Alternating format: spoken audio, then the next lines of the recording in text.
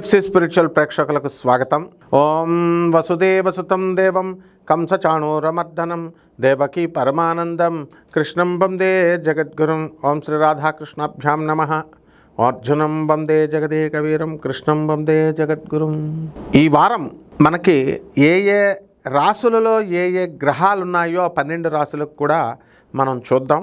మొట్టమొదటగా శని వక్రించి మీనరాశిలో, రాహు కుంభరాశిలో, గురుడు మిథున రాశిలో, మరి కేతువు సింహరాశిలో, రవి కుజ బుధ గ్రహాలు తులారాశిలో, అలాగే శుక్రుడు మనకి ఈ కన్యా రాశిలో ఉండడం అనేటటువంటిది జరిగింది. దీన్ని బట్టి 12 రాశుల వారందరికీ కూడా విడివిడిగా ఏ రాశుల వారికి ఎలా ఉందో ఈ వారం చూద్దాం.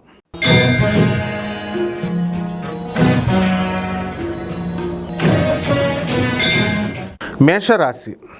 ఈ మేషరాశి వారికి మొట్టమొదటిగా ఏలినాటి శని జరుగుతోంది కాబట్టి అనారోగ్య సమస్యలు అనేటటువంటివి మనల్ని వేధిస్తున్నాయేమో అనేటటువంటి భ్రమలో మీరుంటారు.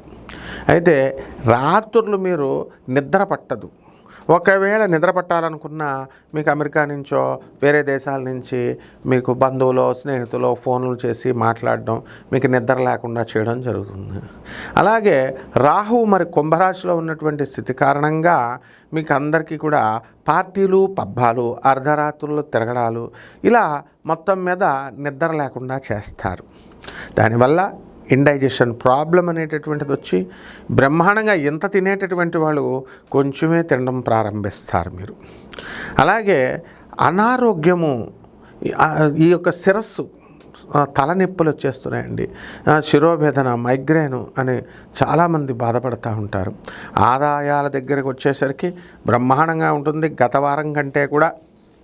అయితే రవి మరి మనకి నేచ పట్టడం కారణంగా అనే ప్రభుత్వం సంబంధించినటువంటి వ్యవహారాలు కొంచెం ఆలస్యం అవడం, అలాగే మీ నాన్నగారు అనారోగ్యము మిమ్మల్ని కలిచివేస్తుంది. అలాగే మీకు కూడా ఆరోగ్యం బాగుండలేదని అప్పుడప్పుడు అనిపిస్తూ ఉంటుంది. ఇకపోతే మోకాళ్ళ నొప్పులు అనేటటువంటివి ఉన్నటువంటి వాళ్ళు ఇంజక్షన్లు చేయించుకుంటారు, శస్త్రచికిత్సలు చేయించుకుంటారు, మంచిగా అవుతుంది. ఇక ఎవరిని చూసినా సరే ప్రేమించాలి, కామించాలి అనేటటువంటి ఆలోచన చాలామంది యూత్లో ఉన్నటువంటి వాళ్ళకి, ముసలి వయసులోకి వచ్చినటువంటి మగవాళ్ళకు ఉంటుంది.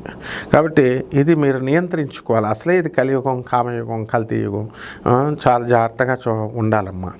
అలాగే ఈ యొక్క శుక్రుడు కూడా కన్యా రాశిలో ఉన్నటువంటి కారణంగా మరి మీరు చక్కగా స్త్రీలతో స్నేహాలు గతాల్లో చేసేసుకొని వాళ్ళని ఉపయోగించేసుకొని మోసాలు చేసేసినటువంటి వాళ్ళంతా కూడా లిస్టు తీసుకొని మరి ఇప్పుడు ఇళ్ళకి వచ్చేస్తారు. మరి ఈ విధంగా స్త్రీలతో కాస్త ఇబ్బందులు, శత్రుత్వ బాధలు పడడానికి అవకాశాలు ఉన్నాయి. కాబట్టి పరిహారాలు ఏం చేసుకోవాలంటే మనము ఈ యొక్క రవి జపం చేసుకోవాలి, రవి స్తోత్రాలు చదవాలి, రవికి కిలోంపావు ఈ యొక్క మనము గోధుమల్ని దానం చేసుకోవాలి, ఆరెంజ్ కలర్లో ఉన్నటువంటి వాళ్ళే అందరికీ కూడా రంగు వస్త్రాలతో. అలాగే సూర్య నమస్కారాలు చేయాలా.